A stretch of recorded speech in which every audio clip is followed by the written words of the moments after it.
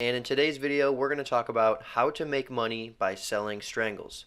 So if you're familiar with the short strangle strategy, you'll know that it consists of selling an out-of-the-money call and an out-of-the-money put on a stock, and the strategy profits when the stock price remains between the strike prices of those options or when implied volatility or option prices decrease.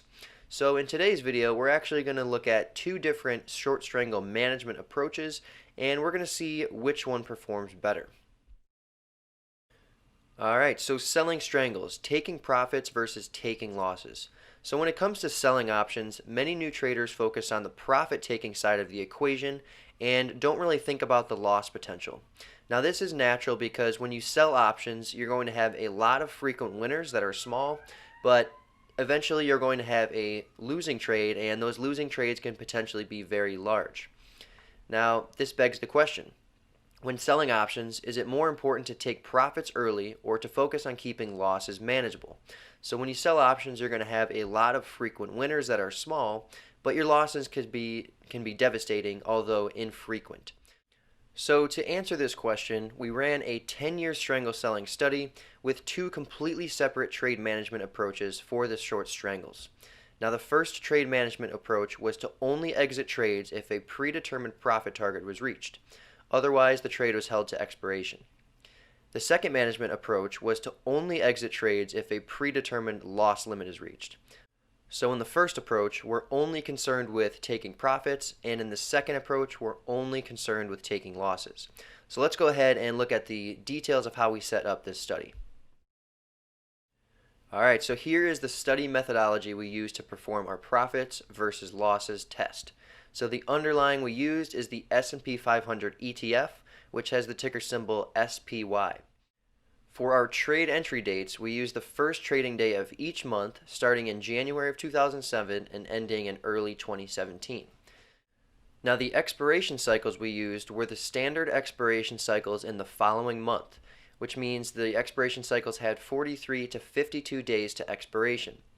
Now the trade we placed on the trade entry dates was a short strangle with 16 delta calls and 16 delta puts.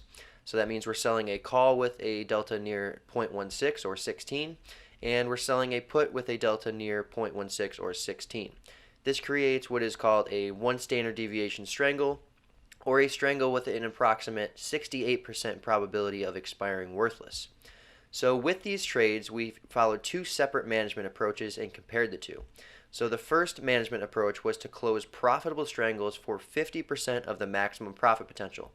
So if we sold a strangle for $1, we aimed to buy it back for 50 cents because the maximum profit potential is $1. So we're looking to close the trade for 50 cents, which means $1 minus 50 cents gives us a closing price of 50 cents. Now the second management approach we tested was to close unprofitable strangles for negative 100% of the maximum profit potential. Now this means if we sold a strangle for $2, we closed the strangles when the loss was $2 per strangle. Now, if you sell a strangle for $2, the loss will be $2 when the strangle's price reaches $4. Because if you sell it for $2 and it reaches $4, if you buy it back for $4, you lock in a $2 loss. So let's go ahead and see which of these management strategies yielded the greatest return over the 10-year period. Alright, so in this graph we are looking at the cumulative profit and loss of the two approaches. So the dark line is the profit-taking approach, or closing strangles of 50% of the maximum profit potential, otherwise they were held to expiration. And the green line is the loss-taking approach, which is closing losing strangles for a loss equal to the maximum profit potential, or letting the trades run to expiration. Now when you compare the actual equity curves or profit and loss curves of these two strategies, we can see that after 2008, the profit-taking approach had a very, very smooth and upward sloping trajectory. Now, if you compare that to the loss-taking approach, we can see a little bit more chop in the loss-taking approach.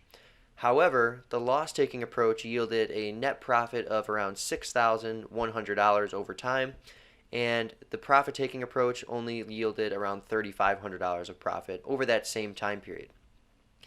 Now, the major difference is in 2008.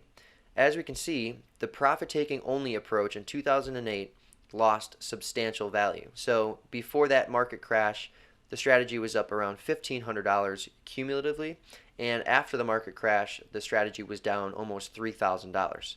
So that's around a $4,500 loss just by taking profits only and letting losers run to expiration.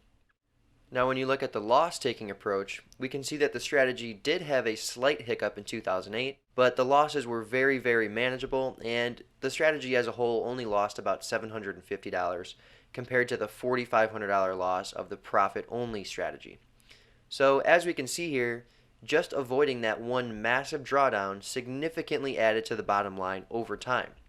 So this stresses the importance that when you're selling options, especially naked options without any protection, the key to profitability is keeping your losses small. Now, while only taking profits and letting your losers run to expiration can be profitable over time as well, you never know how large the next market correction is going to be, and therefore you need to take hold of the one thing that is unknown when selling options, which is how much you can lose. So now let's go ahead and look at the numbers related to each of these strategies. Alright, so let's start with the success rate for each strategy. So taking profits early and letting losers run to expiration had a success rate of 89%. That means 89% of the trades were profitable. Now when we compare that to the loss-taking approach, we can see that letting winners run and only taking losses led to a success rate of 71%. So only taking losses as opposed to only taking profits had a success rate that was 18% lower than only taking profits. However, if we look at the profitability metrics related to each trade, we can see that the loss-taking approach had significantly higher average and median profits per trade, and the biggest loss was substantially lower than taking profits only and letting losers run until expiration. So looking at success rate only does not tell you the whole picture, as you need to know how big the winners and losers are. So in this case, even though the loss-taking approach had a 71% success rate compared to an 89% success rate, the strategy was twice as profitable and had a biggest loss that was significantly lower than the approach that only focused on taking profits and did not worry about losses. Alright, so let's quickly recap what you've learned in this video. So first and foremost, many traders focus on the profit side of the equation, though focusing on keeping losses small is the key to profitability, and that's especially true when selling options. When selling 16 Delta Strangles in the S&P 500 over the past 10 years, closing losing trades early significantly outperformed closing profitable trades early. That's because by keeping losses small, you keep more of the profits when you're right. Now, though the loss-taking approach to selling Strangles had an 18% lower success rate, the strategy made up for it by keeping the losses small, and we can see that by the minimum drawdown being 80% lower than simply taking profits and holding losing trades to expiration. And finally, when implementing an option selling strategy with significant loss potential, profits will typically be small and frequent, but the infrequent losses can be substantial, as we've seen in the previous graphic. Now, if there's one thing that you take away from this video, it's that avoiding catastrophic drawdowns when selling options is the key to long-term profitability. Nothing else matters.